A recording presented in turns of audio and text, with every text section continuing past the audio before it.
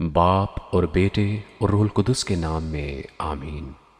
Bible مقدس میں سے زبور 42 جو 11 آیات پر مشتمل ہے۔ جلا وطن آدمی کی پکار۔ جیسے ہرنی پانی کے نالوں کو ترستی ہے، ویسے ہی اے خدا میری روح تیرے لیے ترستی ہے۔ میری روح خدا کی، زندہ خدا کی پیاسی ہے۔ میں کب جا کر خدا کے حضور حاضر ہوں گا؟ میرے آنسو دن رات میری خوراک ہیں، جس حال کے وہ مجھ سے برابر کہتے ہیں تیرا خدا کہاں ہے؟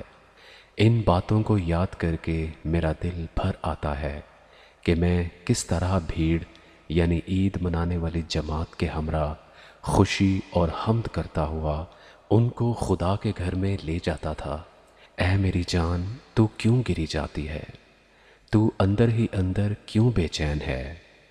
خدا سے امید رکھ، کیونکہ اس کے نجات بخش دیدار کی خاطر میں پھر اس کی ستائش کروں گا۔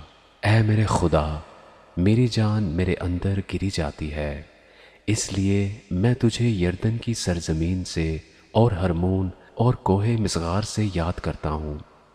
تیرے آبشاروں کی آواز سے گہراؤ گہراؤ کو پکارتا ہوں۔